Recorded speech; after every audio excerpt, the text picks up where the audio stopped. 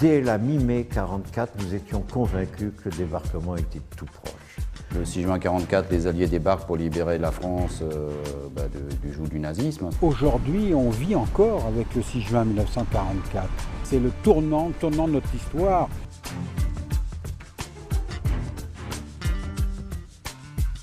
Les Allemands pensaient que les Alliés passeraient au plus court. D'ailleurs, les Alliés l'avaient bien intégré, cette notion, quand ils font le choix de la Normandie. Tout a été prévu, tout a été organisé d'une façon extraordinaire, à une époque où il n'y avait pas de moyens informatiques. Les hommes se sont comportés avec énormément d'audace, d'initiative. Le matin du 6 juin, c'est 150 000 hommes qui vont débarquer, qui sont amenés sur ces plages avec 5000 navires, plus de 5000 navires et 20 000 véhicules. C'est vraiment l'armada de toute notre histoire. Tout le débarquement est codé, Overlord entre autres, Dieu suprême. Et là nous sommes sur le secteur anglais, Sword. Après il y a le secteur canadien, Juno, Gold, secteur encore britannique. Et après c'est le secteur américain, Omaha et Utah. C'est certainement l'endroit où le plus grand massacre du débarquement a eu lieu.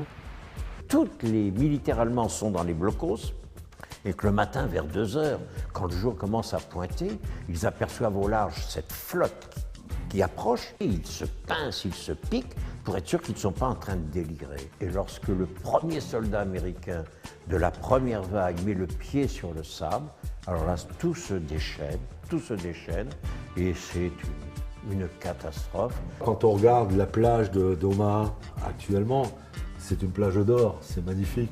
On ne peut pas imaginer 2000 morts là-dessus, étripés, éventrés et hurlants. Si on parle d'Omaha, on dit Omaha la sanglante, c'est un mort ou un blessé tous les 2 mètres. Les gars sont obligés de débarquer en tenant le fusil en hauteur, le sac sur le dos. C'est des vraies cibles, les Allemands sont là, ils attendent, ils sont dans des abris, dans des blocos, dans des casemates, derrière les fortifications, barbelés, aspergermels et tout. La difficulté, c'est d'aller se mettre le plus vite possible à l'abri dans les dunes.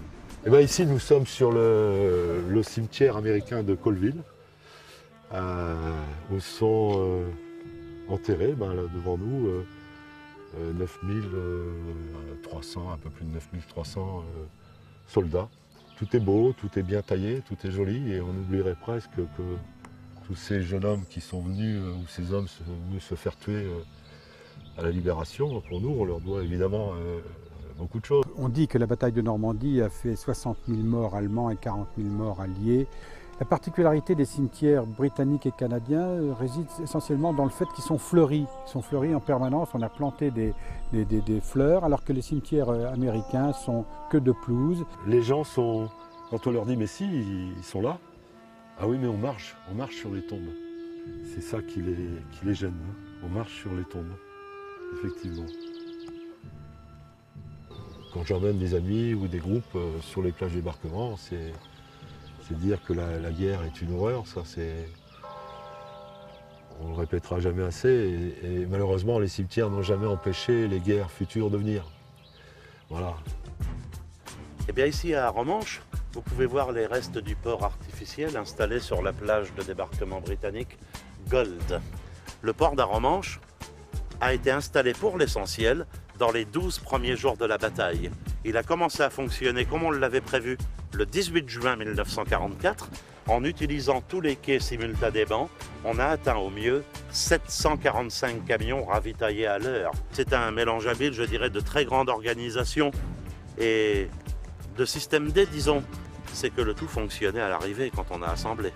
Là, nous sommes exactement à l'emplacement où les commandos anglais franco-britanniques sont passés, donc le commandant Kieffer. Le commando Kieffer, c'est le résultat d'une volonté forte du général de Gaulle pour qu'il y ait un commando, il y ait des troupes françaises qui débarquent en même temps que les Alliés. Mon voisin, voyant les troupes nous libérer, a été chercher son drapeau et l'a mis à cette barrière, exactement. Et il a resté tout le mois de juin et le mois de juillet. On voit des images où la foule acclame les libérateurs, c'est vrai. C'est vrai dans une ville comme Bayeux, par exemple, qui n'avait pris aucun obus, aucune bombe. Dans des villes comme Caen, détruites à 77%, avec plus de 1900 morts quand même, dans ces bombardements, on ne pouvait pas être heureux. sous les ruines, avec, même si on était libéré, je dirais, de la menace nazie. Il y a eu dans toutes les villes et les villages de Normandie des réunions où les personnes pouvaient venir témoigner de ce qu'ils avaient vécu à ce moment-là. Très souvent, j'ai été demandé pour aller dans les maisons familiales, de façon que nos jeunes le sachent de ce que nous avons souffert. Le réconfort que j'ai eu, parce que j'ai dit au moins, j'ai apporté quelque chose que beaucoup de collègues ne connaissaient pas.